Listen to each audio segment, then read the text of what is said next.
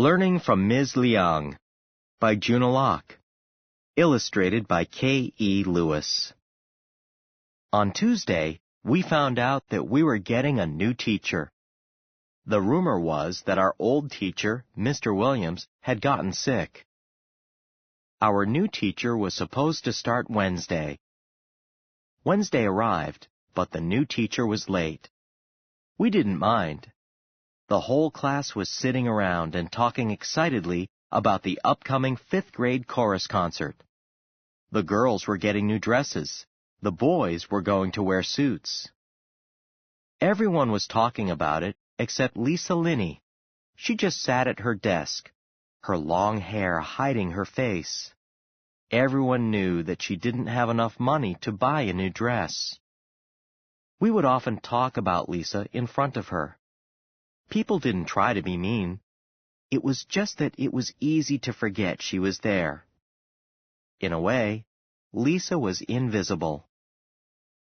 The new teacher finally walked in. She wasn't all that remarkable looking, and her clothes were kind of plain. But as soon as she came in, everyone stopped talking. With just a glance around the room, she made you want to pay attention. Even the noisy kids who sat in the back fell silent as she walked up to the blackboard. What's the first thing a new teacher does? She takes attendance, or writes her name on the board, right? But this new teacher didn't do that. Instead, she picked up the chalk and wrote out a poem. I'm nobody. Who are you? Are you nobody too? Then there's a pair of us. Don't tell. They'd banish us, you know. How dreary to be somebody. How public, like a frog. To tell your name the livelong day. To an admiring bog. Good morning, class. My name is Ms. Liang, the new teacher said. She picked up a copy of the book we were reading. Can someone tell me where you stopped last? I looked around the classroom, wondering who was going to answer. Then AJ, who always liked to challenge teachers, asked, Aren't you supposed to learn our names before you make us work? Ms. Liang answered, I'm sure we'll get plenty acquainted as time goes by. And, as a way of getting to know my students, I've always preferred reading together instead of just going around memorizing names. But since you were nice enough to speak up, maybe you could start reading out loud from where you left off. AJ muttered, I knew this would happen, and began reading. Ms. Liang stopped him after only a couple of sentences. No, she said, not like that. You've got to place yourself in the story. You've got to make it come alive for you and everyone else. Read as if you're telling your story. AJ looked puzzled. What do you mean, my story? What I mean is, read as if the book were about you. Read as if you knew everyone wanted to hear the story of your life. Imagine that you would burst if you couldn't share your story with the class. None of us had any idea what she was talking about. Then, just out of curiosity, I looked over at Lisa. It looked like she knew exactly what Ms. Liang was talking about. It is essential to read with feeling, Ms. Liang went on. If you read with feeling, it's guaranteed to be more interesting to the people who are listening, and it will be more interesting to you. Why, my friend Mary Alice asked. Because it's a scientific fact that your face affects your emotions, Ms. Liang answered. What's that supposed to mean? AJ suddenly blurted out. I could tell that he was annoyed because Ms. Liang hadn't gone over our names. Ms. Liang explained, Scientists have discovered that facial expressions influence people's emotions.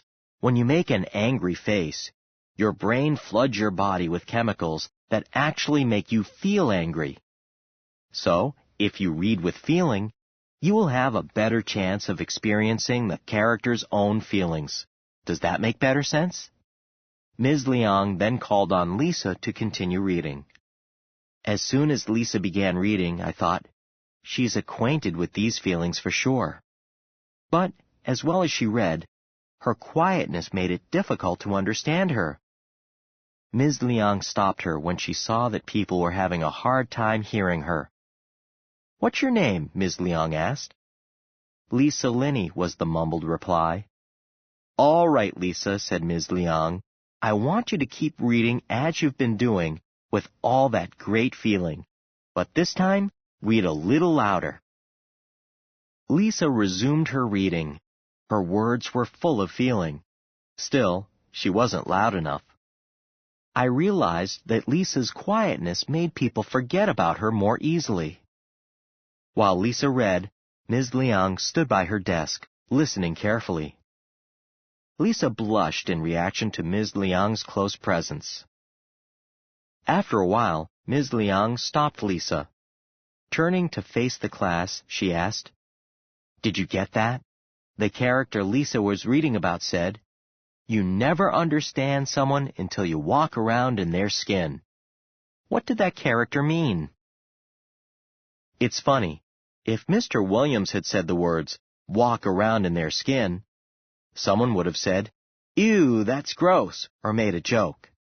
But everyone was quiet. We could tell how much Ms. Liang cared about her teaching, and nobody wanted to make trouble. We talked about the meaning of those words for a couple of minutes. Then Ms. Liang told us to take out a piece of paper. "Here's your assignment," she said. "You're going to find this difficult, but it's important that you understand this concept. I want you to write down what people would understand about you if they could walk around in your skin." "What do you mean?" asked AJ. "I'm sure there's been a time you felt misunderstood," Ms. Liang explained. "So here's the question. Would the rest of the world understand you better if they knew what it was like to be you? That's what I mean. Does that make sense?" The class nodded together. "Good," Ms. Liang said. "Then go ahead and start writing. Oh, and make sure not to sign your names." I took out my paper and stared at it. Then I looked up at the poem on the chalkboard. I didn't know what to write. What didn't people know about me, I thought. Everyone knows everything there is to know. I'm me. I'm popular. I do okay. I have a reputation for nice clothes. What else would anyone need to know? Lisa was sitting in the desk to the right of me, writing quickly. I tried to peek at what she had written, but it was difficult. She had her whole body shielding the paper, as if her words were top secret. A few minutes went by. Still, I couldn't find anything to write about. Then I heard AJ in the back, making some mean remark about Lisa. It made me think about the times he's said mean things to me. Then I thought about the time Katie Lee Clinton and her friends had stopped talking and laughed when I came into the classroom. That had definitely made me feel like a nobody.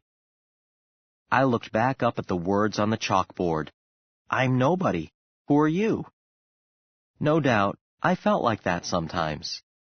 There were many times when I felt like my class was filled with people who had no idea who I was. Usually, that feeling disappeared after a couple of moments, but still, I knew what it was like. My thoughts inspired me to start writing. I know that at times, I've felt like the person talking in the poem. Does anyone else feel that way? Do other people in the class ever feel like they've been forgotten? I wrote. I wrote about how those feelings were worst on days when I felt sad. Everyone's had those days. They're the days when your mother yells at you before school, or your best friend says something really mean. They're the days when you do poorly on a test. Like I said, everyone's had those days. I wrote, if people really knew me, if people could walk around in my skin and feel lonely like I do sometimes, they wouldn't say I was stuck up or standoffish. One day, Katie Lee Clinton told me that I was both of those two things. It made me feel like a nobody. After we wrote for 10 minutes, Ms. Liang collected our papers. AJ had questions as usual. "What's the deal with that poem?" he asked. "And why didn't you want us to sign our names?" "I just thought you might find the poem interesting," Ms. Liang told him. "As for not signing your name, I use procedures like that to protect students' feelings. Some of the students might have felt embarrassed if I knew who had written what." The rest of the day went by slowly. Ms. Liang went over our math and science homework. Finally, the bell rang for us to go home. As I walked out of class, an incredible thought occurred to me. We had shared more with Ms. Liang in one day than we had with Mr. Williams in a whole year. The next day, the poem was back on the chalkboard. I knew it wasn't left over from the day before, because this time it was written in a different colored chalk. "Why do you keep writing that poem on the board?" AJ asked Ms. Liang. Ms. Liang answered, "As I told you yesterday, I find it interesting." She continued, "Now take out your assigned reading, please. Did everyone finish Chapter 5? I raised my hand. "This isn't about Chapter 5, but did you read what we wrote yesterday?" I asked. Ms. Liang laid down her book. "I did," she answered. "And what did you think?" I was incredibly curious. After a long pause, Ms. Liang answered, "What you wrote tells me that you all have a lot to learn about each other. It tells me that there are a lot of people in this class who feel like their classmates don't understand them at all. It's important that you learn more about how your classmates feel.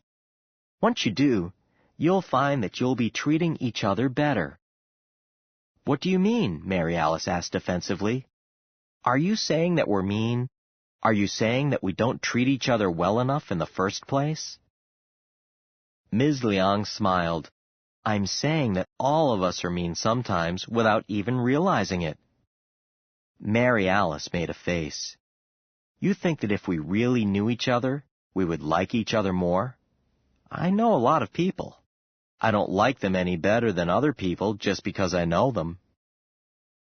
"I'm nobody. Who are you? Are you nobody too? Then there's a pair of us. Don't tell. They'd banish us, you know. How dreary to be somebody. How public, like a frog, to tell your name the livelong day, to an admiring bog." "You might not like the person better," Ms. Liang answered, "but you might dislike the person less. Understanding people does not excuse whatever poor actions they may take, but the more you understand them, the more you might appreciate why they do what they do. It might even make you see things from their point of view, as if you were in their skin." Ms. Liang then told us our homework assignment for that night. This time, she wanted us to sign our names because she was going to grade what we wrote. She wanted us to write a paragraph about trying to get inside the skin of someone we didn't like.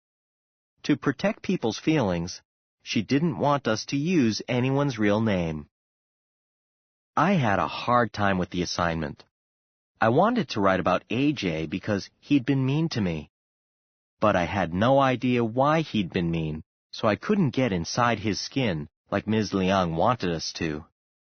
Then I remembered the time when I had been mean to someone, like AJ had been mean to me. Mary Alice and I had been standing in the school hallway. We had been talking about Lisa's clothes and laughing at them. Right then, Lisa came around the corner.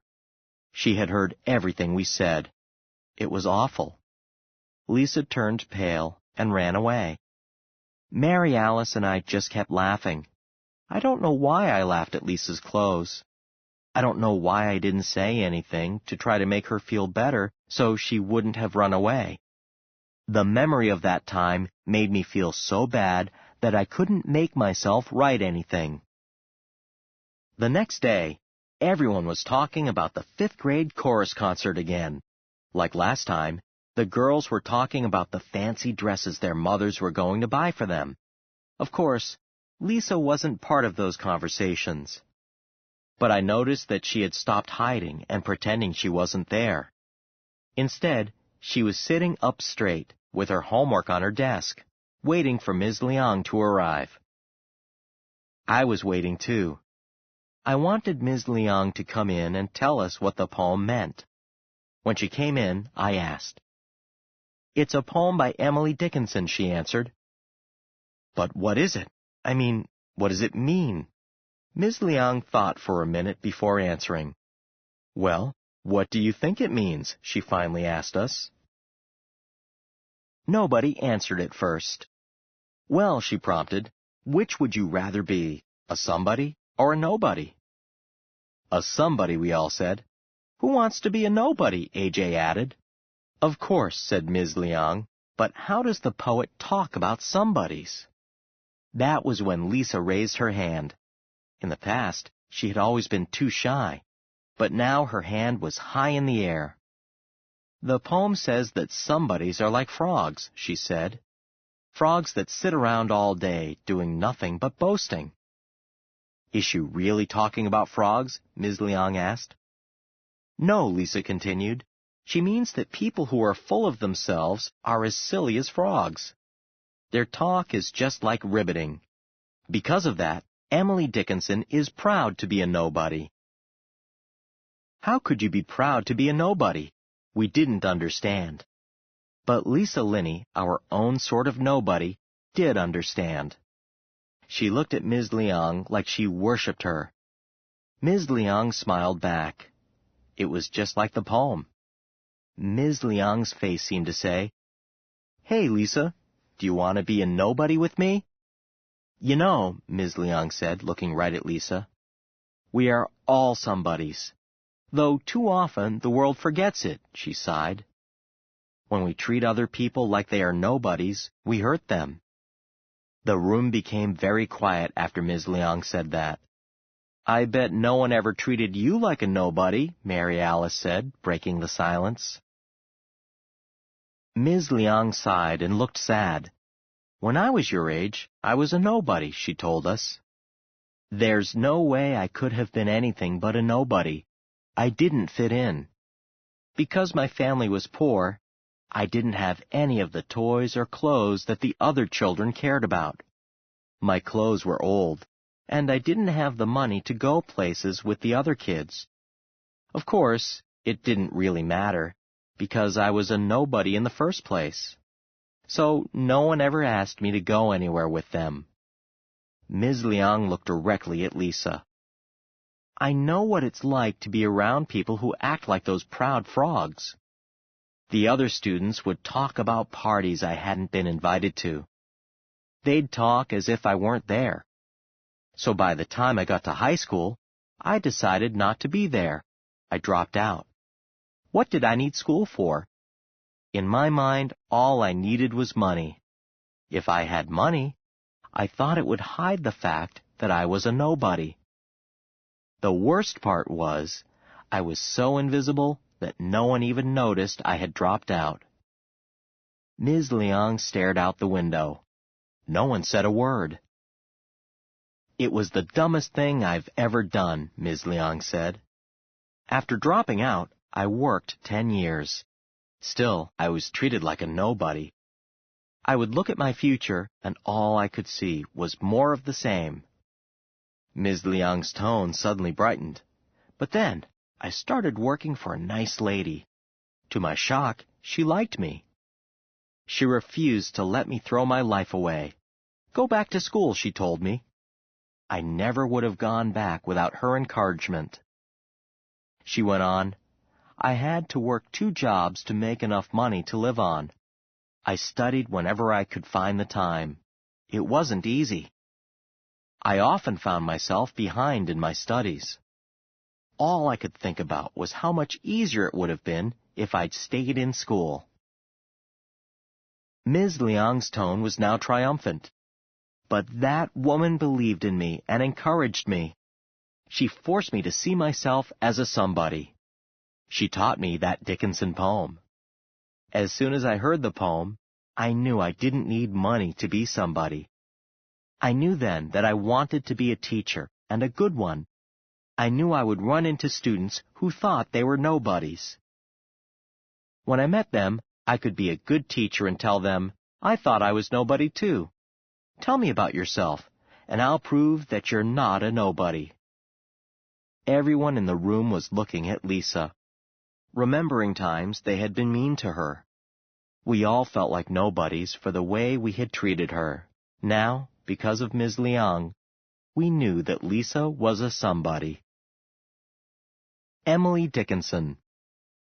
Many people like to spend time by themselves, but there are some people who withdraw entirely from society. One such person was Emily Dickinson. Emily, the daughter of a Massachusetts politician, came from a wealthy family. In 1848, at age 18, she came home from what is now Mount Holyoke College, complaining of homesickness. From that point on, she seldom left her parents' home. Emily rarely saw visitors. Instead, she read, wrote letters, and composed over 2,000 poems. You might think that someone who never left home would have nothing to write about, but Emily did. Looking at only the things in her house, she gained new insight into life's great themes. Tell all the truth, but tell it slant, she wrote. And that is what she did. In her private world, Emily Dickinson managed to see more than some of the most adventurous world travelers. Reader response. 1. How did the narrator change in a way that made her able to think about her classmates differently? 2. What did you know about Emily Dickinson before reading this story? What did you learn as you read? What more would you still like to know about her? Make a chart like the one below and list what you now know about Emily Dickinson and what more you want to know. 3.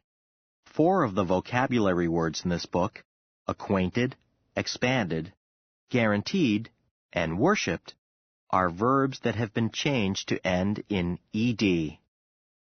What are the base words of these verbs? Use 2 of them in sentences. 4. If you were Ms. Liang, would you have felt comfortable telling the class that you had once felt like a nobody? Why or why not?